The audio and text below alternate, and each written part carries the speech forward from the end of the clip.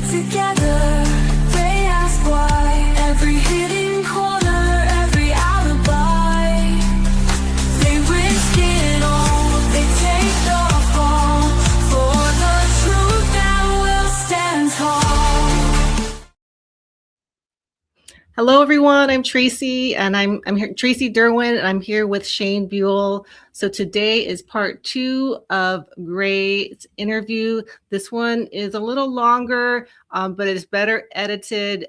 Shane took a lot of time making sure this one came out better than part 1. But if you missed part 1, Gray is a whistleblower who was I guess, born into the network, one of these satanic families. And then he was part of a program called Monarch, which is a top secret CIA intelligence program.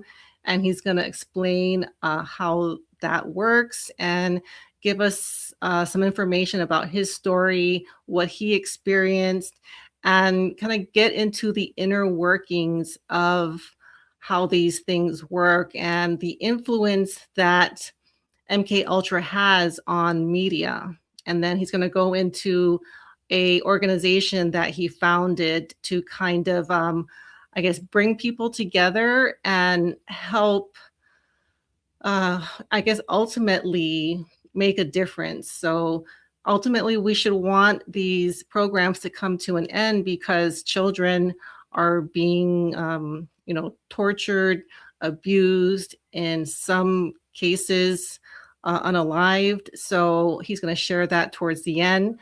But here is part 2 of Gray's interview.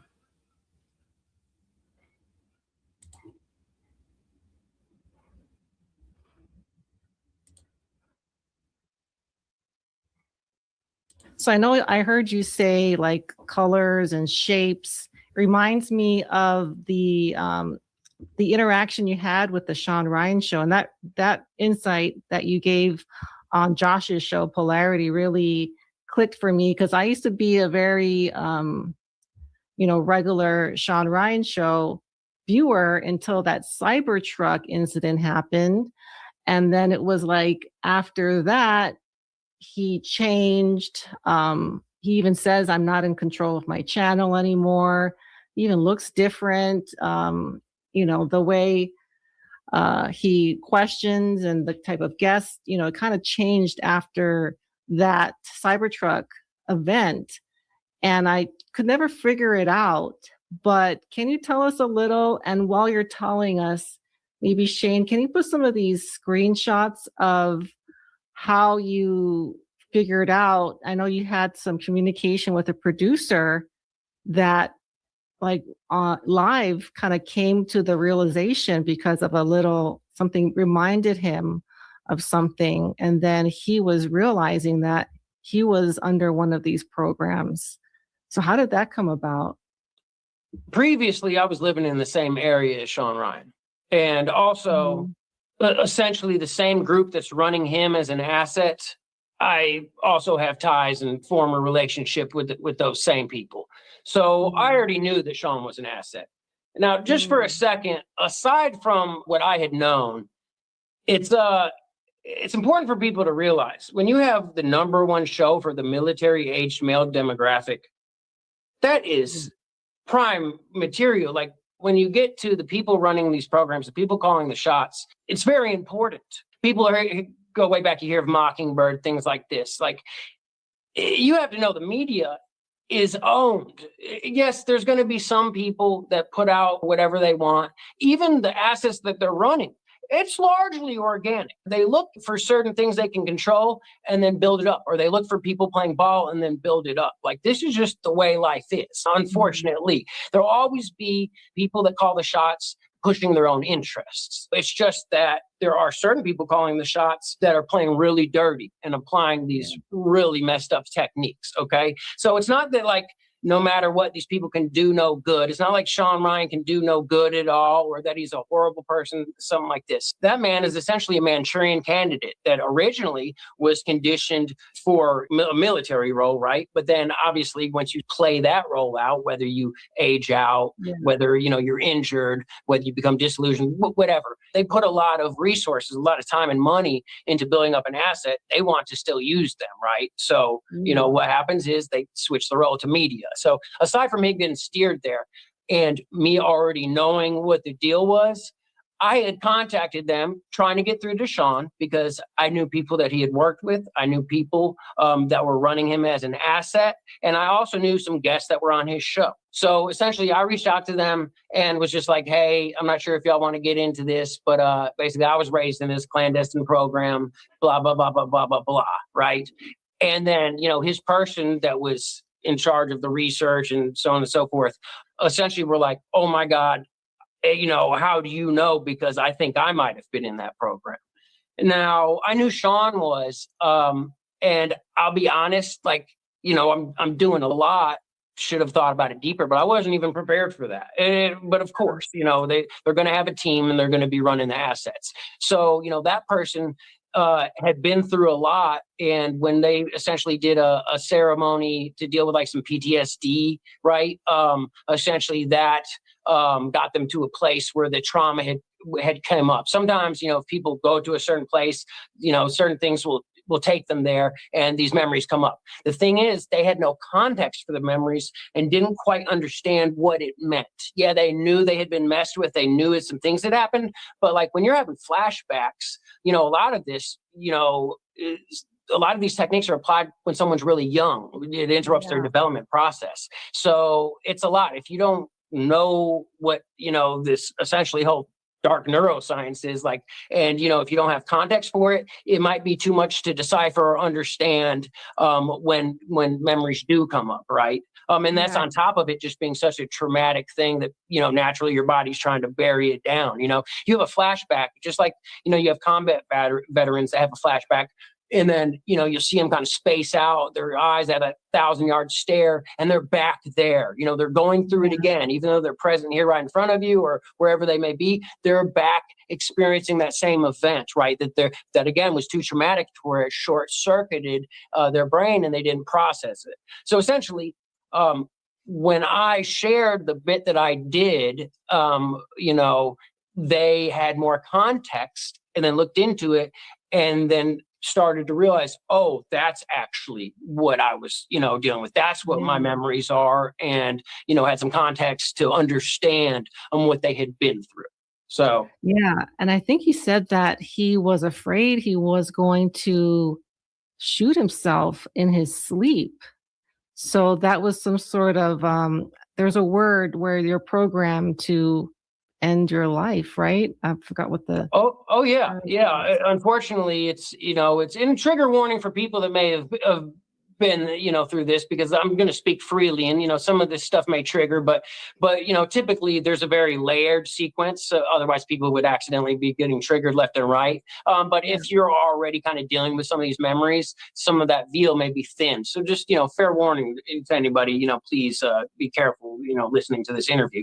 But yeah, so omega programming is known as, and that's often associated with the color green and things like this. But the people that are executing these programs, that are executing these protocols, this is serious business. They don't play around. You say, okay, so, why don't people know about this? Oh, surely people would be whistleblowing about this. Well, a lot of people do. The information flow is controlled. But also, there is serious techniques. There's a sterile protocol. They don't use someone as an asset unless if base programming is a success. So that's what people have to understand, because they're like, oh, it can't be everybody. Well, the thing is, it's not everybody. It's just the people in front of your face, because the people that are forward facing the public, a lot of, not all of them, of course, but a lot of the top journalists, a lot of the top politicians, especially the ones that are very public, so on and so forth, they have went through the process and then went through the pipeline. They wouldn't be there if they didn't. So one of the first things that they do is established base programming. Two parts of the base programming are what's known as gamma and omega. And essentially, these come into play to prevent unauthorized disclosure. Okay. So gamma is misinformation, disinformation. And then omega is self-termination. If an asset, if a subject is too important for whatever reason, to the powers that be, sometimes omega is switched out to where instead of self-termination, they go, there's other elements that may play that I don't need to get into publicly. But yeah, omega is self-termination.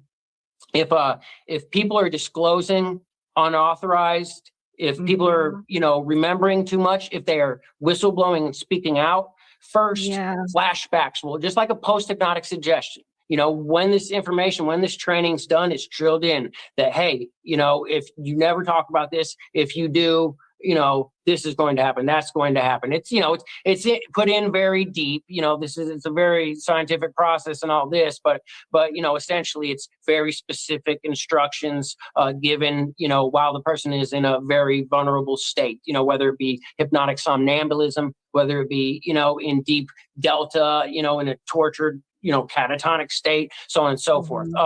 But that's how this is controlled. So, like with the Cybertruck guy, you'll see at first he had a certain story, and then he's planning to meet people who's going around. All of a sudden things start getting a little bit more confusing. Things don't make sense and all that. That's gamma kicks in. Gamma is the disinformation. It starts confusing the disclosure, muddying the waters.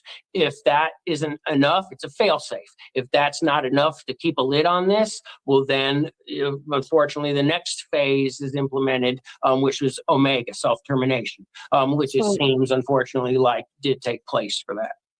You think the Cybertruck, I forgot the man's name, the Matthew Leibensberg, I think. Leibensberg. So you think that wasn't what he was programmed to do, the Cybertruck thing. He was supposed to be doing something else, and something kicked in, and that's why he went through the process of getting the Cybertruck and explosives? Or was that his mission? Was that, you think, what he was supposed to do? I don't know 100%.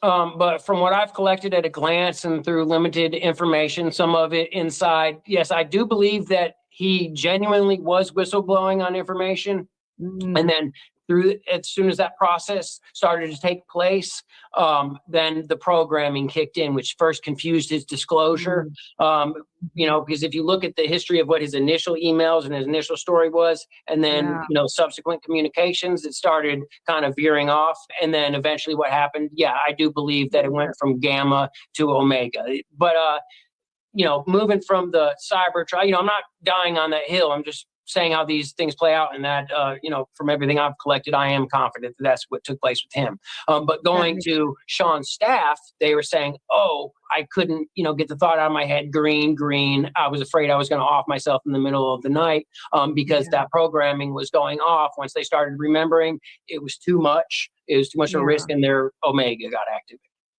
Yeah, okay, that makes sense. So the initial emails at Leibensberger was probably true. He was probably trying to disclose some, I think, war crimes and the anti-Covid stuff. So that was things that he had insight on, but doing that disclosure kicked in the other programming. The gamma. That's why the Cybertruck incident exactly. And you'll see a pattern of people in different places to where, once you understand the base programming and the protocols, which is gamma, omega, you'll see that pattern come up again and again and again. And then, furthermore, you can match up pipelines, whether they're going through the military pipeline and ending there, or whether they're going through a certain educational pipeline. Some people go through the educational and the military pipeline. But then you have like a lot of these shooters, things like this. And you'll see a lot of them end up self-terminating at the end. Sometimes also omega is done in a sequence, and that's more likely where the whole thing was a plan for the shooters. Again, not 100%, but very likely. Crooks. And you'll even see some of them were complaining about voices, complaining about this, complaining about that. sure, I'm sure some things are random out there, but I mean, this is a known program and they have been, running this for quite a while. I mean, it's Yeah. sinister, disgusting, horrible stuff. Yeah. Well, I never thought in my lifetime this would become so public because I think a lot of people are, knowing and they believe it. Whereas before it was just considered crazy. Anyone like you would be just considered crazy. But I'm so glad people are, realizing that this is really happening. And as disgusting and demented that it is. And I think it's been happening since the beginning of even like the ancient Egyptians. I'm hearing that they were probably programming the pharaohs through smell to, do whatever the priests wanted the pharaoh to do because they needed to control him. The So, advisors, the priest class, even going to the Egyptian Book of the Dead, there's techniques described in there. This is an absolute fact. You go way back to the ancient dynasties. You have your seers, you have this or that. Yeah, I mean that's long been a thing. I mean, people think that the real power is the president. They think the real power is the forward facing. No, real power doesn't like the limelight. They hide in the shadows and they pull the strings. They orchestrate. They're the architects. And yes, this goes way back. This is age old occult techniques. They're dressed up. They have different themes that may or may not fit exactly with the time period. There's different nomenclature, different theme nomenclature, but don't get caught up with semantics. Just like Babel, right? Don't get confused because people are speaking different languages, right? I mean, this is the same protocol, the same recipe, just with different terminology, just, with slightly varying themes. Yeah, so I want to put just some images of you from your past. And so you were kind of being groomed to be this asset would you say since you were born? Or maybe like as a young child, this was kind of like the hopes that your family and the network had for you? 100%. Yeah, I was born into this. Yes, I mean it's absolutely sick. But I went into a generational line breeding program. Your parents, their parents. 100%. And for example, on one side, my grandfather was in World War II. He was an air engineer. He ended up getting pulled into the OSS. He was a specialist, looking at some aircraft, things like this, the fall of the Nazis.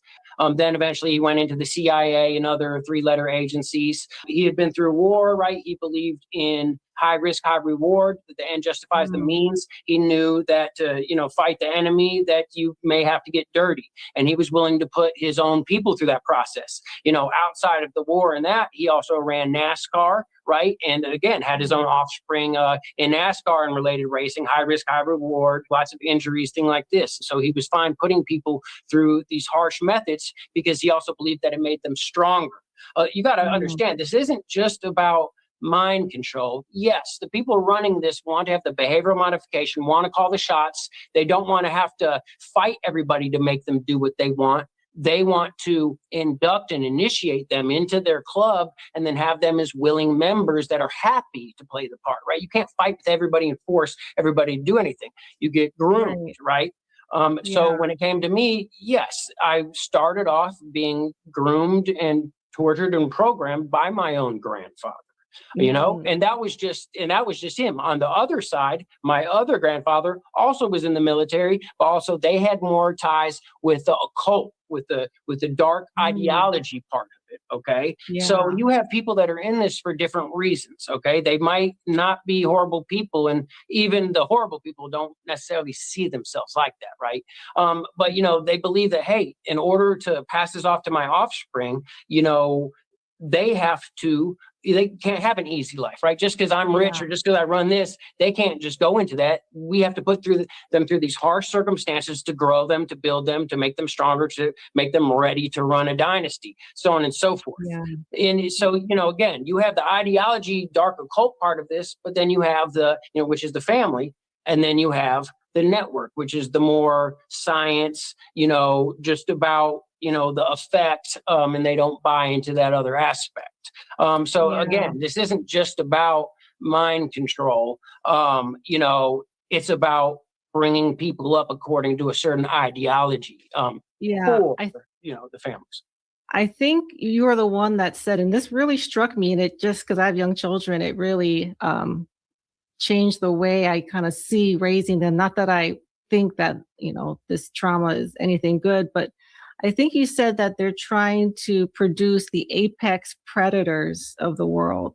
Is that something that you see it? I They're didn't trying say, to I didn't raise say the that, but I mean, sure. I mean, they are predators. I mean, it's people talk destroying about it. reptilians and this and all that, and not even getting into that though. But like, you have these people that have been at a certain level for so long, and are ready to do anything necessary. Definitely that reptilian brain is going right. I mean, Mhm.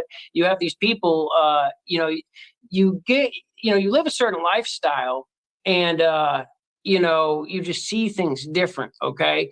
Just like if you have a business, you have a small business, you're really going to care about your employees, for the most part, right? And you're trying to do right by them and this and that. You keep on growing the business, and at a certain point you start looking at things more mathematically, and you have to make the right decision, right?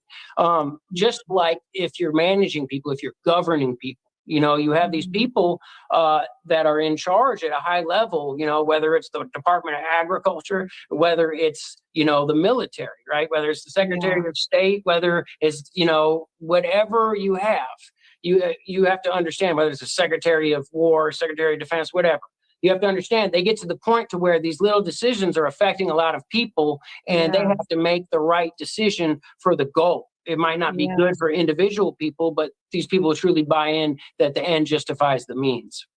Yeah, I know with tech companies like the big ones, Facebook, Google, I know people that have been through the interview process, and it's a very rigorous process. They do a lot of testing, personality testing. Some people have 8 or 9 interviews, really screening, who this person is, and they're looking for these certain traits. The dark triad there's these three Mm, kind of like psychopathic traits. I thought they were trying to screen against that. They were trying to screen out those people that had the psychopathic tendencies. But I think they were trying to find that to bring those types on because they're better for business. And so it's just a weird, just looking at things like this, it makes sense. But for a long time with business, I thought they wanted to hire the good guys, but it turns out that's probably not the case. I'm going to just show a little of this. Can you give us a little background? What is Owl Hollow? It's just like a satanic ritual site. Well, yeah. So, I mean, this is actually, believe it or not, at a public park. Now, Mm. just before I get into this, there's also at the bottom of that there is a newspaper article that talks about law enforcement confirming that there was satanic rituals that take place in that area. And yes, they have spotters, they have guards, they have people that patrol the area. Again, this is a literal sterile protocol. They do a lot of things in areas where they have plausible deniability. A Mm. lot of stuff, they like to do things, in census designated areas, in unincorporated areas, right? Or they might have something else, like, for example, in a public park, you know, it's not that even if something Correct. does get tied, right? It's not like, oh, this was on this private property and we Yeah. know who owns it. Now, Yeah. they can have people patrolling. They might have people to where they're piggybacking on infrastructure. For example, whether you have your park rangers or the local police that patrol the area, now they may be, part of a Masonic fraternity, right?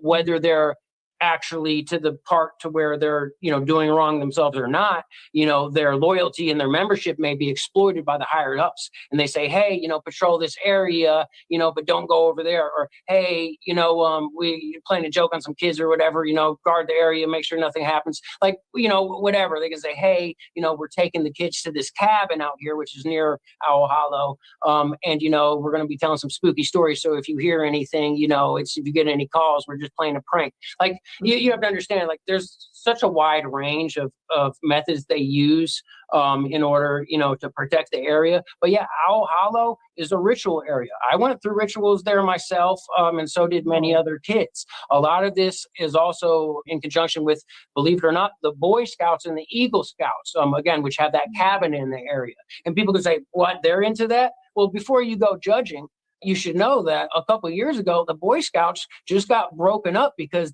they had a $2.3 billion lawsuit to where over 80,000 victims were abused, right, by their troop leaders and stuff, and this went into the Order of the Arrow and things. And I'm not saying that's everybody's experience.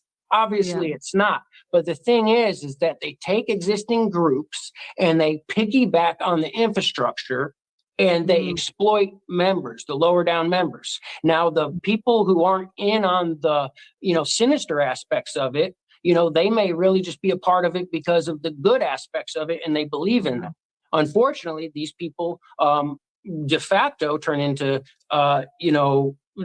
plausible deniability and gatekeepers. And, they're running interference because, hey, we didn't do anything. That's not what this is about. You're crazy. Okay, well, then why do you have 80,000 victims and one of the largest lawsuits that just broke up your organization? So, that is a ritual site. And you notice owls, you see the owls were a lot of places, Bohemian Grove, this and that. But so that was a ritual site. And again, there's an article at the very bottom of that where law enforcement is even confirming that area is used by satanic cults. Yeah, I did a little video like a year ago of a time I was hiking just here in the Palisades, and I came across this site, just weird stuff. There were these like a bunch of these stick figures, like effigies, like all over the place, and then these rock piles, like all over, like a bunch of them. And this is a very like well-known trail. Like a lot of people use this trail, and we just happened to go off trail and we saw these weird things. And then we saw this rock circle, and then there was like there was a feather, like a big feather, like right in the middle. And it was kind of early. And so we're thinking, wow, people must have came here early because that feather was like right in place. And it just really creeped us out, and we ran out of there. But when I put that video out, a lot of people said, yeah, I came across, a site like this. We knew of a site like this. And I guess it's really common. And there's areas where it's a well-known area. Does the location of that place have anything to do with where they do it, or is it just a random spot? Well, no, there's definitely aspects of the locations, ley lines, thing like this, because there are certain, principles, energetic principles of areas. And yes, that is known, and if you go in the West, a lot of this is lesser known, right? But in the East, like a lot of this is kind of in certain cultures, this is common knowledge. But yes, a lot of times there's energetic principles, ley lines, things related to that actually, do have scientific backing if you get into it. Some people can't explain it. Not every aspect may be explainable, especially by Western science, but that doesn't change the reality of it or not. And I just want to touch a little bit more on this. So, say, okay, so a public park, wow, this is just really? Okay, well, the public parks, first of all, they're open from dusk till dawn. Okay, so then the second thing is there's people that literally guard. They have people patrolling the perimeter. Okay, then once they patrol the perimeter, right, they say, okay, we're clear, go ahead. Then there's people in the perimeter still standing guard. Then you have people going to the ritual, right? There's only certain things allowed at the ritual. And a lot of the reason people have, garbage just like a robe or something is because that's very easy to search and make sure that no one has anything unauthorized. Techniques get so advanced that again, this is a sterile protocol. They're even employing signal jammers and things like this. And then, for example, some of the ritual supplies is only handled by one person that's, has, this higher up in the hierarchy of the cult, to where like they're essentially the armorer, right? This is a very controlled situation, and these are consummate professionals that are well versed in clandestine methods and covert methods and are employing such. Like, if it's not a sterile protocol, if A, B, and C aren't taken care of to where the area is secure and they have this guarded to where, you can't just come in on them, then they won't go forward with the ritual, that they won't go forward with what's going to happen. And not everything's public. That's just one example, but people are like, oh, we would know about this. Well, lots of people talk about it, but again, just like take something, and these are tied in with classified programs. What do you know about the classified programs they're running? Nothing. You only know about very little that that came out. So like why would you know about it? That's the thing. So people have to really understand that it's being ran by professionals, and it's not taking place unless if the boxes are ticked, for security, for a secure protocol. So yeah, so that's why there's very little footage or proof that these things happen, because they've got it locked down. And that kind of makes me want to ask you about the technological aspect, because I've been hearing this a lot. I know Eric Hecker talked about the Monroe Institute, and so there are devices, is that correct, that can actually put programming directly into your brain? Is that something that oh yeah, and then this isn't like Monroe. I mean, Monroe Institute absolutely ties into these programs. Even the person that founded it, Bob Monroe, his mentor was literally Andrea Puharich, which was one of the first and foremost mind control doctors that pioneered dental implants that could be hit with radio frequency and literally put voices in the head, and synthetic telepathy, telemetry, so on and so forth. And this is things that people can look up for themselves. But so going to what you're talking about, the programming, there's been a lot of research that you can go way back, but this really got revolutionized by Dr. Michael Persinger, who used what was known as the Stanley Corin helmet. It's also known as the God helmet. And that essentially uses a rudimentary, a precursor to transcranial magnetic stimulation, or repetitive RTMS, repetitive transcranial magnetic stimulation.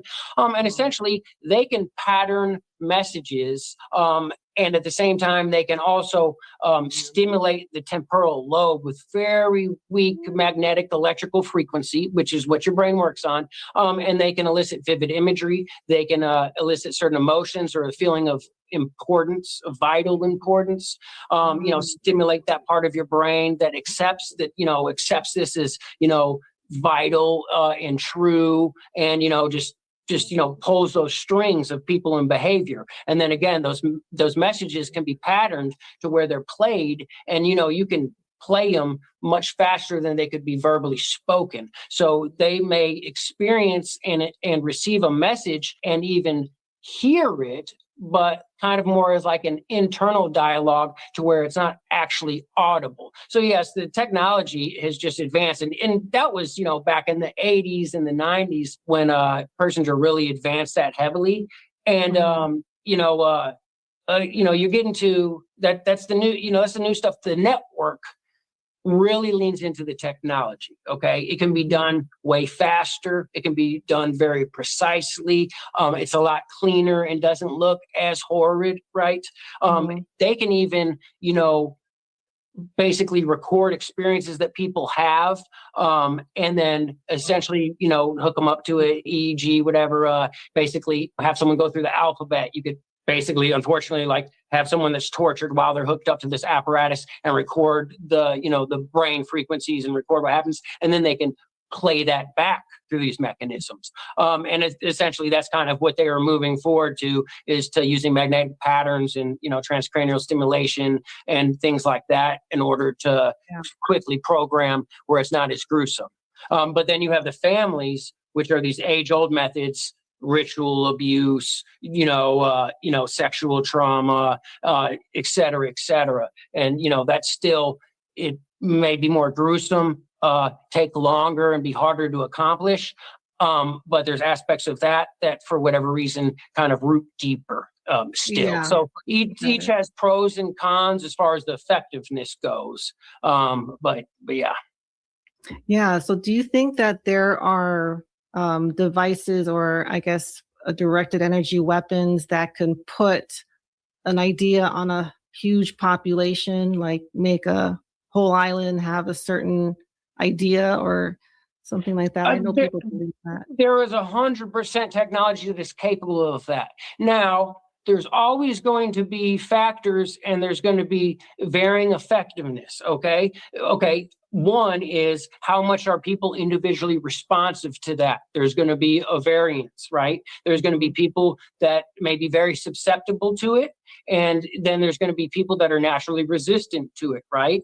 Right. But then also you have, if this is a frequency that's being disseminated, whether it be through a cell tower grid, whether it be back in World War II through the GWEN network, through the ground, array, or, whether it be nowadays, remotely, pinged off of the cell phone, right? And then, just basically done on an individual basis. Obviously, there's also the aspect of, okay, there could be transmission frequency interference, right? So, you have the efficacy that may vary for the individual person, and then you may have issues with the actual transmission of such, right? So, I mean, the thing is, this sort of stuff goes way back, and if you start looking, you can see that they've been working on these techniques and this technology for decades and decades and decades. These people that have went through it directly, like at the Manchurian candidate level, right? They were used heavily for research and development, right? So kind of these techniques have really been done on these individual people. And it's a top-down approach. They didn't start with the populace. They started with people that had the most influence. They started with people in the club, people that are your politicians that have the influence, that are your journalists that have the influence, people in positions of power and influence, top down, because they control them and then they control the populace, right? But then as time went on and as technology progressed and as their research and development, and the efficacy increased, then eventually they start, stepping it up and disseminating it to a broader and broader area. Yes, they absolutely have the ability to transmit this to a complete populace. And just so you know, this goes way back to the 70s. There was already, basically the superpowers were already bombarding each other's consulates and things like this with 5 hertz, 10 hertz, there's maybe blanket the frequency, it causes depression. It causes this, it causes that. So over time, they're able to fine tune it more and more to where they're not just blanketing frequencies that have a slight effect on mood, to where now, yes, they're on an individual basis able to do things much more like actually dropping thoughts, right? That either influences people how they feel or actually, making people actually, hear things, whether they interpret it as their own inner dialogue or they just get that feeling. Yeah, I mean, it's a continued process where it's in constant research and development, and then they're constantly rolling this out as soon as it passes a certain threshold of efficacy, as long as there's not, certain unwanted byproduct or, basically collateral effects that are unwanted. Yeah. Do you know of things, because I know my audience is really concerned about this being remotely controlled and, given ideas and thoughts. I know Eric Hecker kind of gave some tips on how to identify if this is being done or how to kind of protect yourself. I don't remember what he said, but I think he said just have support around you and people around you that know you really well. And if they notice something's different or there's a sudden change, that could be a way. But do you know if there's anything that you can identify or something you can do? He says some people are more susceptible than others. Is there something just the everyday person can do to protect themselves? Well, I mean, first is knowledge is power, right? I mean, we're talking about frequencies and stuff. There's aspects nowadays, you can get hats lined with silver to block extra frequencies and stuff like that. And sure, that may have some effect, but what are you going to do? Wear a full jumpsuit 24/7 and is that even all the way effective? I'm just getting realistic here. You need to understand how this works. And you also need to be very deliberate, intentful, and take charge and take responsibility for your own decisions, And you have to understand that a lot of this works on charged emotion, on reactions, whether they're hitting, you with advanced technology, that literally puts thoughts or voices in the head, or whether they're showing you certain things on the news as propaganda that's meant to, affect you emotionally and make you say, yes, I do support this war, or I do support this bombing, or so on and so forth. You need to understand that the driving mechanism is typically charged emotion.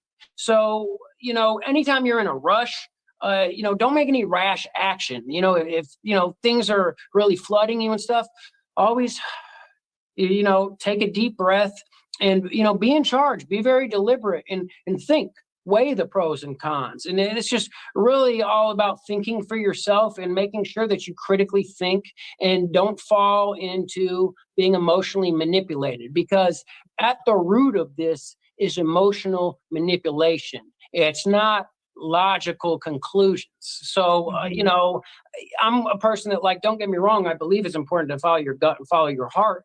But, you also need to think critically. So never rush into anything, especially if it's a major decision, especially someone that's actually been through the programming since young, right? If you've been through a behavioral modification program, don't rush into any decisions. Take a deep breath.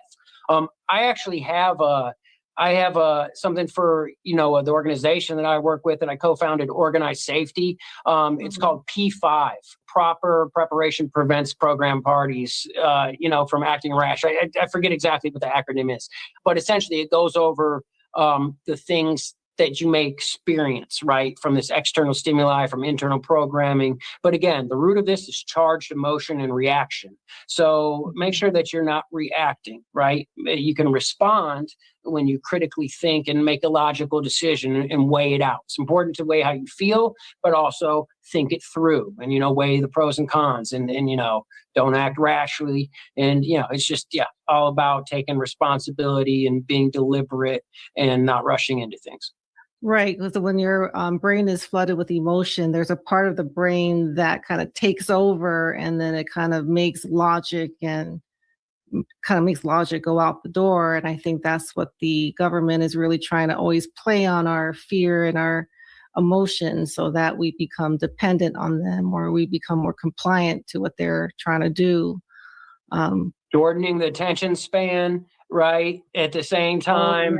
Exactly. Bombarding you, and it's, we're at that point now to where, with the interconnectivity of people and, with everything going on, stuff's going to get out. So really it's an information war. If things are getting out, that they don't want, basically, what can they do? Get ahead of the story, try to have the biggest names take charge, go into the subject, but then mix some lies with the truth to water it down, bombard everybody with tons of information to where you take the very story and the truth that's getting out and then mix it with other facts and then have it coming with so many places you don't even know where to start, as far as getting the information. Then you might just give up. And again, just, hitting you with something traumatic or hitting you with something horrible that tugs those heartstrings, and then basically presenting something and doing it on a timeline to where, hey, we need to make this decision now. We can't wait. It's that's the name of the game. Because there's only so many tricks of the trade. They can water down information. They can try to take control of the information. They can mix lies with the truth, and they can try to pull that heartstring, right? They can try to emotionally manipulate you. That's really what it comes down to. There's only so many tricks of the trade. With the mechanisms they have, they can do so effectively and they can do it quickly.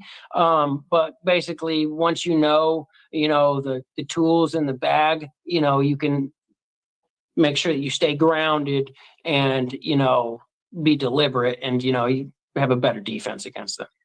Yeah. So in a little bit, I want you to tell me a little bit more about your organization and what it does and how people could get more information on this, because I think it's really important. But just quickly, because I want to get your opinion, how many, creators, like people like me that have channels, how many of those do you think come from the network or are under some sort of programming? Because I notice a lot of special forces, ex-special forces have platforms. It's very, very common. And I didn't understand why. I thought, well, I guess a special forces person has a very interesting story and they're good at talking to people, but I think it's something else. I think they probably have a background in some of this programming. So, like, how prevalent do you think it is as far as like social media? Like, out of 100 YouTube channels, how prevalent do you think it is? Well, I can't tell you necessarily out of 100 YouTube channels, but when we're talking about the largest, the Yeah, most influential, yeah, the majority of them. And that might be hard for some people to accept, and I understand that. But the yeah, thing is that, I mean, this is what it is. Now, you know, the majority of the most influential channels either are programmed or have displayed that they are playing ball within the perimeters and that they're responsive enough to passive cues to where they are able to be manipulated. So you have to yeah, understand is, say you have 100 people, right? Put this aside, put the programmed people aside for a second. Okay. Just 100 YouTube channels. Okay. You're going to have some of them that already basically do the research and know, hey, if I do this, if I say this word, if I do this topic, if I do this, then I'm more likely to get my channel censored, shadow banned, or outright banned. So mhm, they basically play ball, right? There's already the cultural environment, the policies, the terms, and there's going to be some people that already play by the rules. They play within the guidelines. They keep themselves in the box. They play ball, right? So yeah, you have those people, right? Now, then you're going to have some of those people that are good, and you're going to like good as far as what they do and are entertaining to watch. And then you have some that aren't, right? So then, anyways, they find people that are willing to play ball and influential. But then out of that group, slimming it down, they find people that also will respond to cues more passively than having to be like outright managed. Because again, you want people that are easier to manipulate, easier to control. You can't always have your guy there as a manager or a producer or a researcher, So basically they look for certain qualities, right? And they let people do their thing for a large part. If they've already shown that they'll respond to cues, they'll let people do their own thing. And they will also artificially boost these channels to help keep people grow. So they're finding people that are playing the ball. They're finding people that play by the rules, respond to the cues that are given. And then they let them build, give them a little boost, and then get them to a certain level. And then again, once you basically reach that level to where the income is basically sustaining them and they can like really do that for a living, again, there's another test where like, hey, are they going to play by the rules? If they're dependent on this income, typically they get more responsive to these passive cues, whether it be regulations and, things like this where they know they need to stay in the rules and, they might come out really hard as a truther or whatever. But then once they get dependent on the income and stuff, they get a little bit more careful about, playing by the rules, staying within the guidelines. Boom, prime candidate for it. So, already you got to understand that by design through the terms and through, again, they can artificially boost people. Like that's a very controlled situation. But now getting to the programmed part, tons.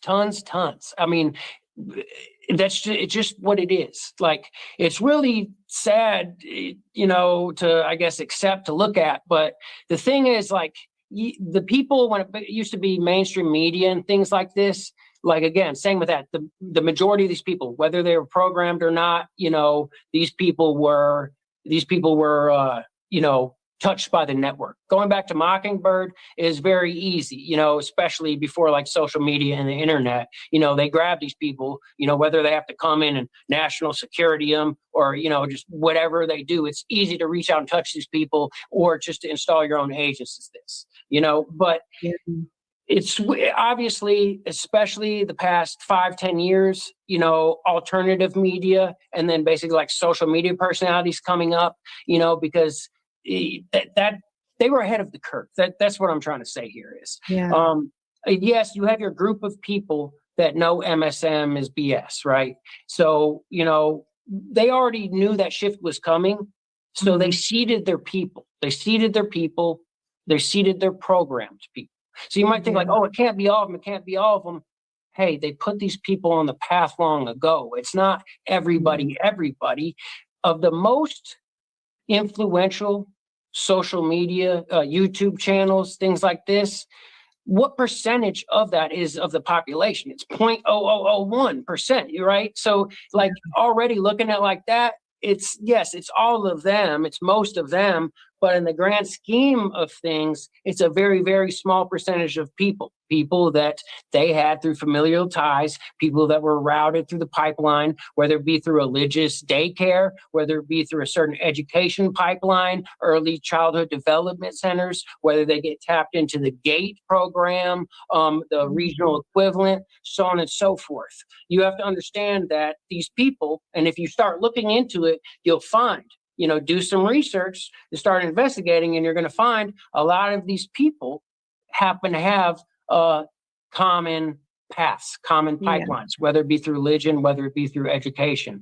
And then you're going to start seeing it. But here's the thing is, too, it's important to know, one, just through what I was doing, which, I was plugged into the music business and the entertainment business. I wasn't just out here managing black sites and doing all this. Like I was into the music executive and then entertainment executive business, and I was groomed by a lot of these people and dealt hand in hand with them, right? So I already know it from that aspect. But then also, once I defected and had been starting this organized safety thing, like I have had tons of these people reach out to me. Like there's hordes of them. It's absolutely really terrifying. Once it's one thing to know it, but it's another thing once you start hearing from these people and you see it for yourself. Like it's really messed up. But yeah, so the thing is, unfortunately, it's the majority of them that are either programmed or playing by the rules. But I mean, it's hard for me to put an exact percent on it, but almost tons all of them are programmed. It's absolutely terrifying. Yeah, I mean, and probably when they really understand how controlled they are, they can't exactly just change their tune and start saying whatever they want. I mean, they have a staff, they have a family, they have a company, a couple of companies, they have people that they're advertising for, making a lot of money. They're really dependent. Hard.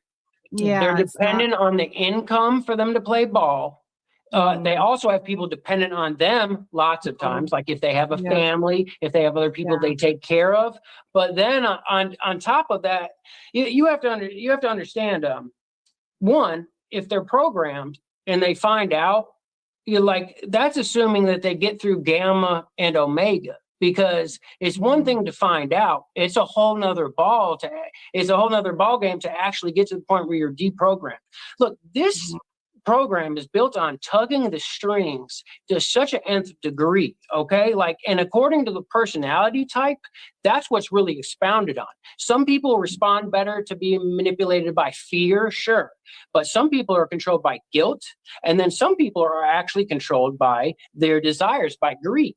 So whatever it is, you have guilt, shame, fear, greed, and then even you have people that are really controlled by love for their family and what they're doing, and that's directly tied to their livelihood of where their income's coming through. So you have to understand, for someone to actually go against what they're doing, the system is designed that they literally have to sacrifice everything. It is tied to it, hand in hand, their income, their quality of life, everything. Okay. It's not only painful and upsetting, but you lose your quality of life in almost everything. It is the rarest thing to have someone that can pull out of this and has a backdoor exit plan and everything, because, when you're programmed, by design, you're not building up a secret nest egg that nobody can touch to get out and a bug out bag and all this. Even if someone thinks they have that, I'm telling you, through their programming, there's, back doors, trap doors, and internal sabotage. It's just, these people have put decades and decades and decades, and this is just contemporary, forget the age old methods, decades of research by the foremost people in their field for behavioral neuroscience and psychiatry. Like, this is no joke. This is done by the leaders of industry. Look no farther than MK-Ultra. You have the head of the American Psychiatric Association of all these different things. Like, it is no joke. People should not underestimate how hard it is to come out of programming and fight it. You basically have to get ready to lose everything, and it's the most excruciating and painful and depressing and sad and horrible process ever. I mean, it's absolutely horrible by design. Yeah. So, yeah, I kind of came to kind of made peace with the fact that if I'm going to continue saying what I want to say and, not tailor my content to, fit the mold, I'm never going to blow up. When I first started, it was great. Half of my videos went viral, but once I started really, saying what I wanted to say, it kind of, it was really painful. And it still is to see my content being suppressed, and, new people don't see my thumbs, and, but I think most of us, if you've been doing it for like at least a year or two, have realized that if you want to continue speaking the truth and staying true to yourself, you're gonna have to, kind of be come to peace with you not going viral, probably ever. Well, you have to understand too. So, this war, these people are absolute masters at playing the long game. Okay. Nothing is hinged upon one move. Like, for example, say that one move is you now are exposing this, for example. Okay. So say their one move is, okay, we're just going to shut down your account. Boom. We got rid of her. Ha, right? Well, that may have the Streisand effect, right? Especially with interconnectivity. Now there are alternative ways, and they're shutting everybody down that's touching on some serious aspects that actually affect infrastructure, that are actually actionable ways for like the people to, rise up and, vanquish evil, right? Whatever it may be. So they know they can't just axe everybody. It's past that, right? So what do they do is they essentially keep networks mapped out in nodes, and they'll allow you some reach. So you're not constantly looking for alternate methods to disseminate your material and reach people. And they're letting you have just enough people hear it. But what are they doing is each person that's on the internet, this is all automatically classified, just like we get personalized ads. Well, they know what the people's interests are. So they're usually not letting this information spread to new people as much that it's going to be like new to, and people are just going to like change their mind, right? I mean, this is happening to some people, but what I'm saying is they keep these networks quarantined and basically keep this encapsulated to where like, hey, these people that are all into this, we're kind of keeping them talking amongst themselves to where this information isn't spreading. They're keeping it contained. Okay. So, that's a large part of it. Okay. And then on the other end, your reach is, manipulated. Of course, if you go too much, they might do a temporary strike just to roll it back, but they're just, it's basically drops in the bucket, right? So then on top of that, at the same time, what are they doing? Okay, she's putting out this information. Okay, we got her reach quarantined. We got it contained where it's not going too much. We have these individual feeds. Now the people that also see her, we're going to set up 10 other people to put out similar information, but it's going to have bad information mixed in with it, right? And then we're going to make sure the feeds that see hers also are recommended these. So then they're seeing the alternatives. Then they have their top people that get the most reach, right? They're going to start breaching these topics now. But again, mixing in the bad information with it. So they're oversaturating information that they can't outright ban in fear of causing the Streisand effect, right? And then, they're just oversaturating it. And then they're quarantining and containing networks of that information. So yes, containing the real unadulterated information, and then oversaturating it with, information that poisons the well, this mis and disinformation. Yeah, because I feel like that's the part, like, I come from a marketing background. So, I mean, if you want to grow and you want to get your message, you have to bring in new people who haven't heard this message, haven't seen 50 of my videos. And it's like that is almost like impossible at this point.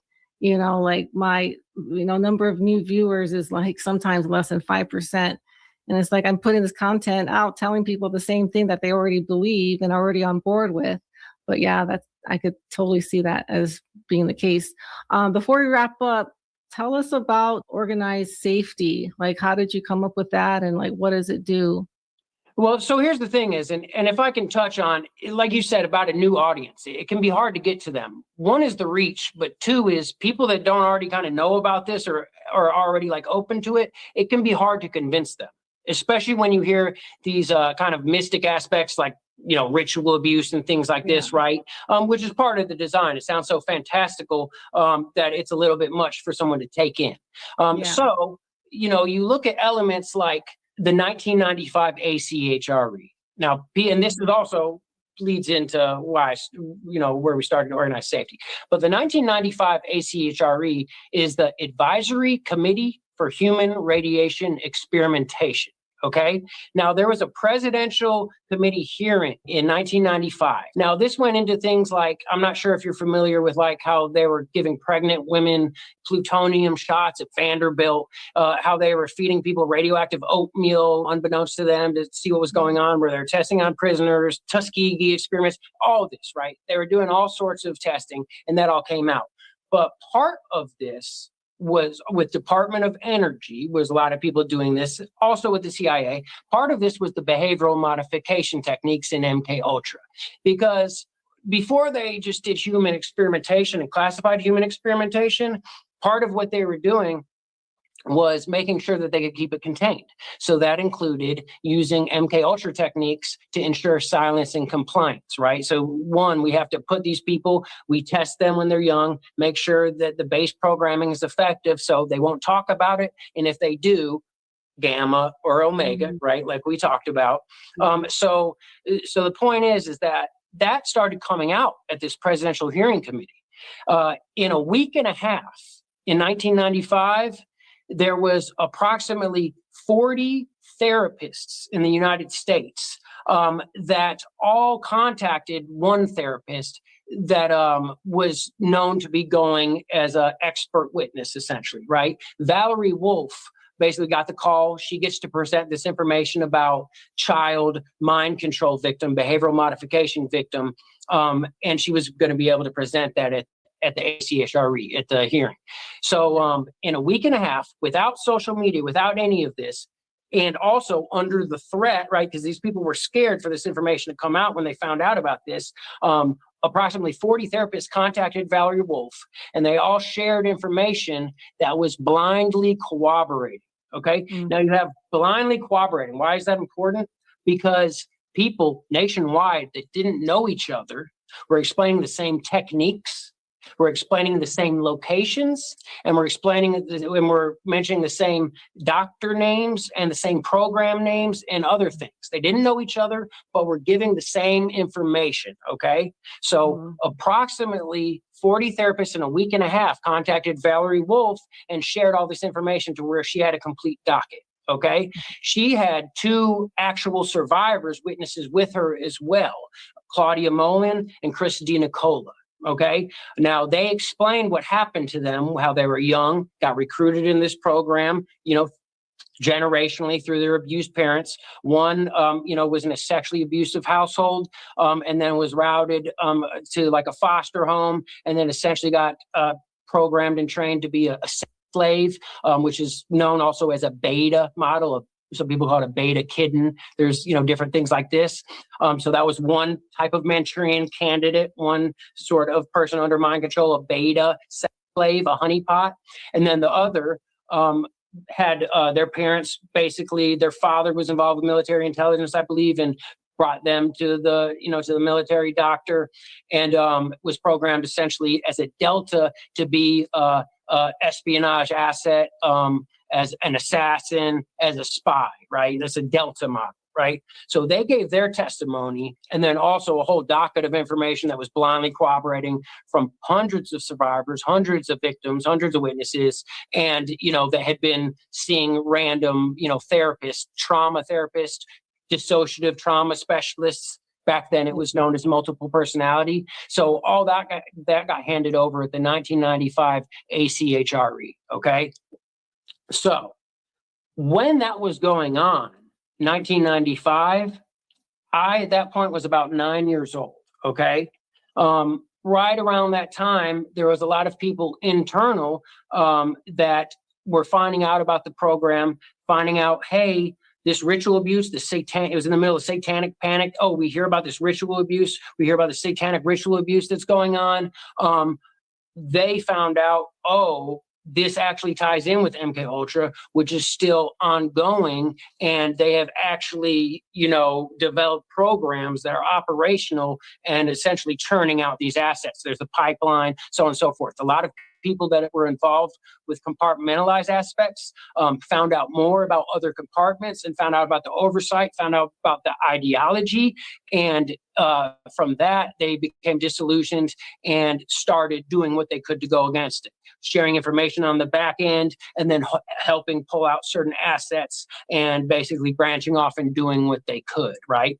So, around that time, I was affected by that, okay? Obviously, I was still in the program and way later came out, but eventually, all the way in 2008, it came to where some of these people that had been involved with the movement going back to 1995 and were still behind the scenes doing things, helped pull me the rest of the way out of the program, okay? At that point, we knew, hey, this got shut down. By then, there was a full disinformation and an attack campaign, not only on survivors and testimony, but on therapists and specialists that were helping people, right? Because that's what happens. They're not just attacking people that are in the program directly. They're also attacking and limiting the avenues where these people can go for help, right? So anyways, we know, hey, to address this, we have to do the same thing. We have to get blindly corroborating information and present this. When this came out in MK-Ultra, yeah, there's the church committee. That was obviously in the 70s. Fast forward 20 years, hey, we had the 1995 ACHRE, it came again. Okay, fast forward another 20 years, or fast forward another 10, 15 years, right when I was getting out. Again, I knew, okay, what are we going to do? We have got to build this up. So already a lot of them had been building up information on the back end, right? Because there's still, despite all the attack campaigns, despite the disinformation, false memory syndrome, so on and so forth, there still was dissociative trauma therapists. There's the International Science and Study of Trauma and Dissociation. There still was groups that were treating people and basically had the cutting edge information. So, what did me and others do? We started reaching out to every single therapist nationwide and said, hey, there are people in these programs. We shared some information, share the 1995 ACHRE video that's approximately 20 minutes, shared a book from Colin Ross, that's called The CIA Doctors. It's also used to be called Operation Bluebird, but it's strictly based off of verifiable Freedom of Information Act documents that essentially just go through the techniques and, go through the, hey, split personalities, Manchurian candidates, all the nitty gritty details that, show the new identities are implanted, attached to activation sequences, et cetera, et cetera. So anyways, we're reaching out to every single, nationwide therapist. There was ones already in the network, so on and so forth. And we're saying, hey, we need to start rallying information together, building this and corroborating it, and then trying to bring this forward to people. Yes, we know that the proper avenues are blocked, not only by design through the red tape, right, and the policies, but also there is personnel and strategic places where there's bottlenecks to tamp down, right? So we already knew that was a problem. So, what did we know the solution to address this was to get blindly corroborating information through these specialists, through these therapists, wherever it pops up, and then start assimilating this and then strategically notifying people. Okay, sure, it gets tamped down through investigations, through the proper channels, whether that's because national security at a certain level, or just whether that's because, strategic people throw it out, do whatever to sabotage it because they have people silencing witnesses, making house calls, any of the above, whatever the situation merits. So that's what we started doing. Now, what we quickly found out was, hey, a lot of these programmed people with base programming, it's not just gamma disinformation and omega, termination programming. There's also something called reporting, okay? Self-reporting. So essentially it's like, hey, they know that if this activity is going on and they don't tell on it, that they're going to get punished twice as worse, right? So essentially, a lot of these people, even if they're trying to free themselves and even if they're trying to share information, they end up reporting on it, right? And then also, unfortunately, there was also plants in the psychiatric community, and there was also insiders that were pretending to be defectors, but were really counter-espionage agents running counterintelligence operations, right?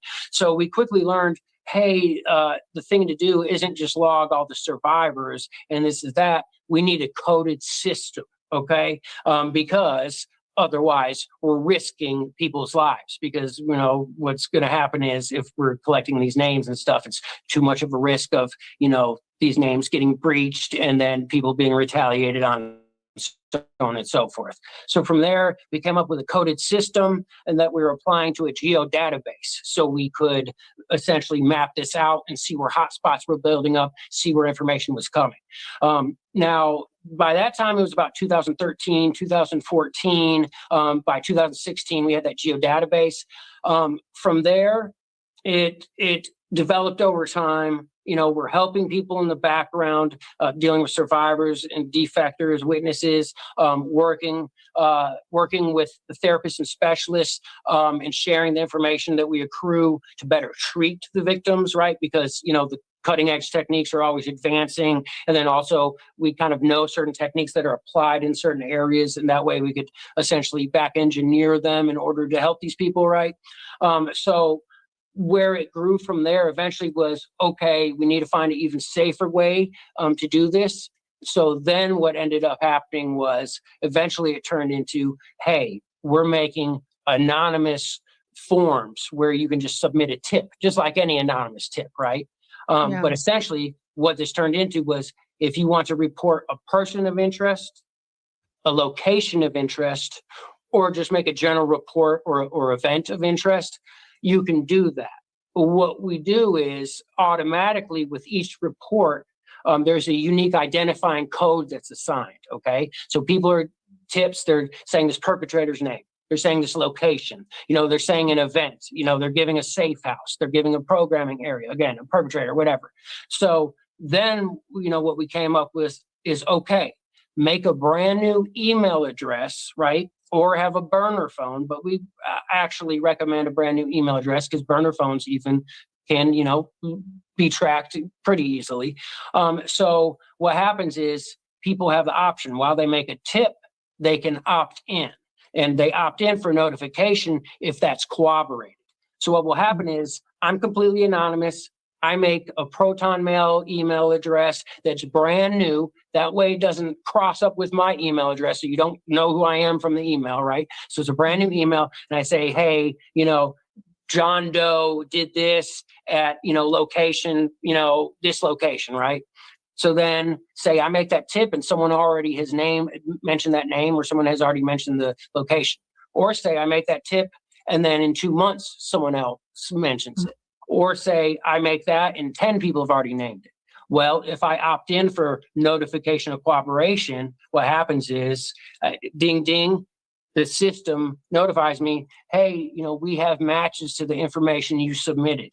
Would you like to talk to a liaison about cooperating and meeting with these people virtually as a first step, So essentially what happens is, one, through all the tips, it helps us map the network, and it helps us map information and just generally, build up information about where this is taking place, cutting edge techniques, so on and so forth. But also, again, this allows us to build up corroborating information to where essentially you can build up burden of proof. There's preponderance of evidence and there's burden of proof, right? One's for civil, one's for criminal. So anyways, essentially that gets built up and people can get notified if there's corroboration, and then they can meet through a liaison who vets them first and then links them up together. That way, instead of one person reporting to compromised channels and then giving their own identity before they even know if it will be followed up on, or say like Epstein, right? Say like Nygaard, say like the Boy Scouts, say like the Catholic Church, Mormons, LDS, Jehovah's Witnesses, to where this information gets shared and then the veracity of the evidence is disputed, the existence of the evidence is disputed. That can't happen, because what happens is this is all shared, it's in the system, and then people meet behind the scenes. And they say, hey, okay, are we going to go forward? Do we think we have something? Okay, then we are going to contact this channel. Even though, yes, technically the channel is compromised, we have enough people to where they can't dispute the veracity of the testimony of the evidence. They can't dispute the existence of it, because they can say, oh, we didn't get it, but we are documenting the handover, so they can't dispute that. And then the people are in full control of it, if that makes sense.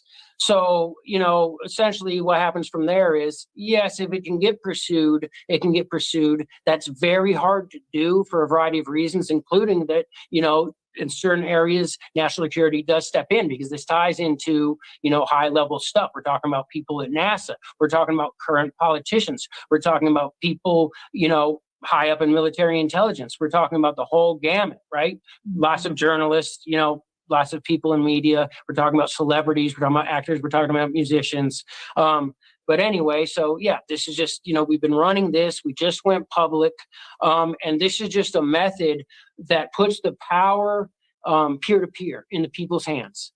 Again, before just putting yourself out there and risking retaliation without knowing that this can be pursued, right? If it's just one thing, what's going to say that, hey, they're going to take Epstein down or Nygaard down because I'm just one person? I don't know if anybody else has reported. And again, it can be disputed. Well, they don't know it. This way, again, it's basically as safe as a possible way of reporting and protecting the people that are reporting, and then basically addressing the issues with the bottleneck with the compromised areas.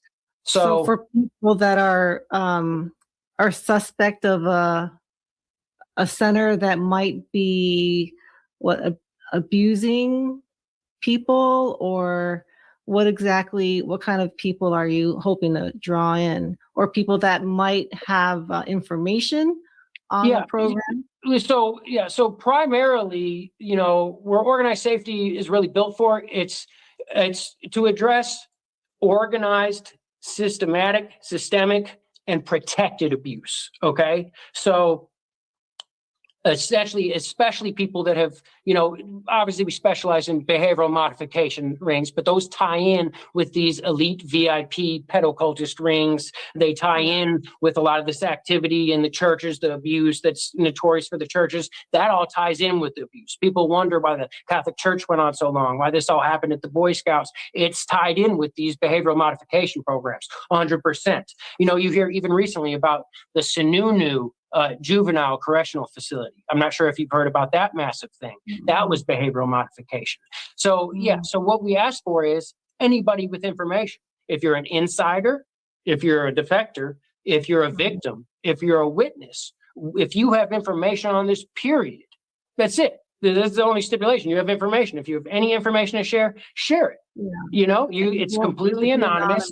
Obviously, if in certain information, if you're the only one being abused and all this, in certain instances, if you share a certain level of information, it is possible for there to be a short list and you to create an avenue for your identity to be exposed. So that is something that people need to be aware of. But still, as far as reporting goes, it's literally as safe as possible. And it's also as gentle as possible. A lot of people report, and it's a harrowing process, and it's traumatic for them to report. It's not taken well. They're treated harshly. People aren't trauma-informed and trained to deal with them. And then they put their identity out there, and they may even risk retaliation without anything necessarily happening. So organized safety is primarily to address systemic and organized abuse, especially of behavioral modification programs, but anything systemic and organized. Okay. And we'll put the link to that in the description.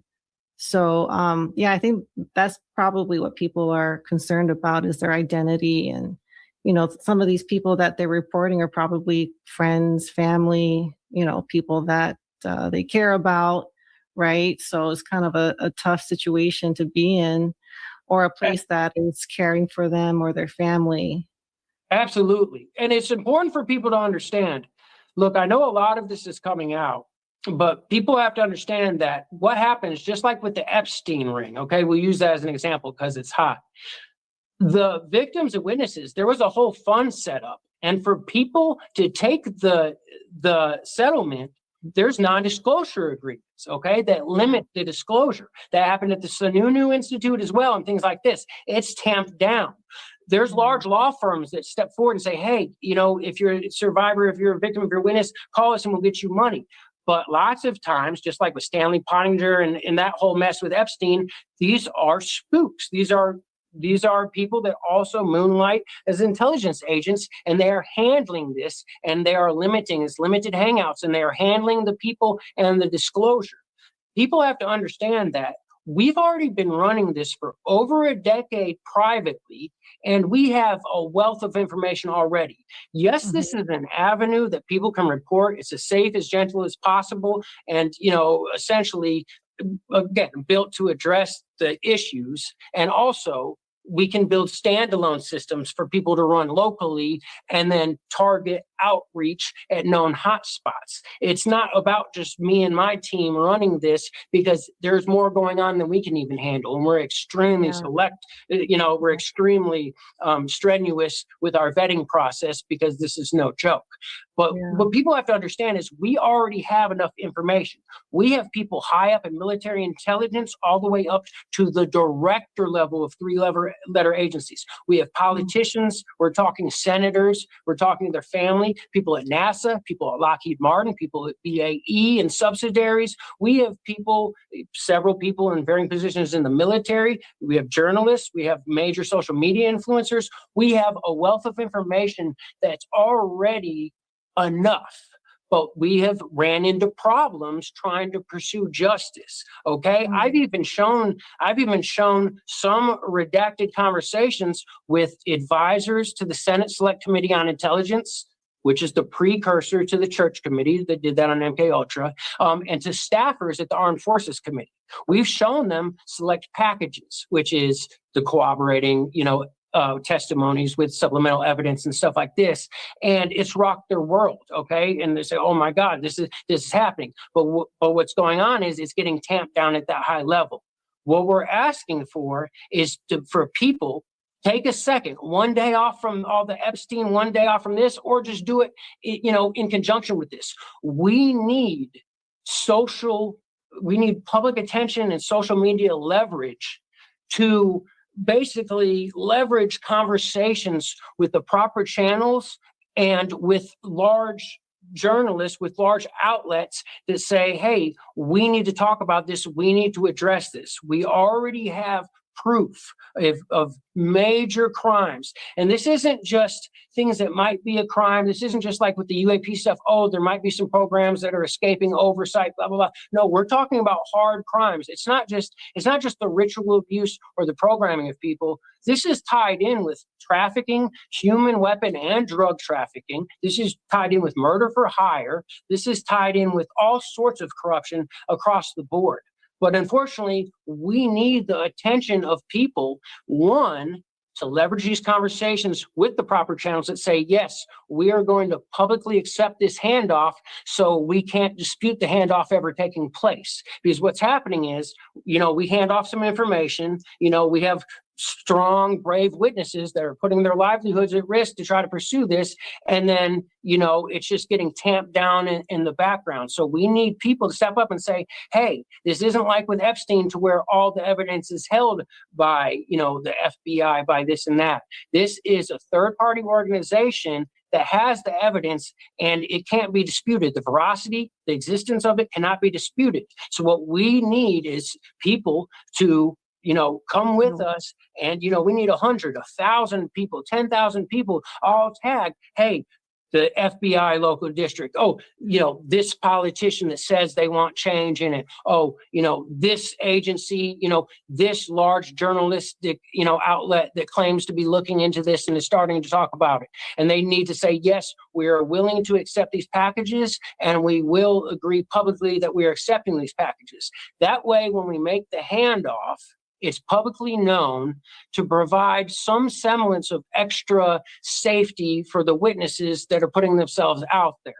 They won't get disclosed publicly, but still just being handed over to the proper channels, it's frightening and it's dangerous for them. Okay. So if the public knows that there is a handoff going place and again, that it's been publicly agreed to by the proper channels, by these large outlets, there's some semblance of safety because they say, okay, we know that if it goes bad or isn't acted on, then, they can say, hey, well, we'll show hey, this is what's handed off. This is the information that's handed off. It's been verified. They can't lie about it. People aren't under NDAs, okay?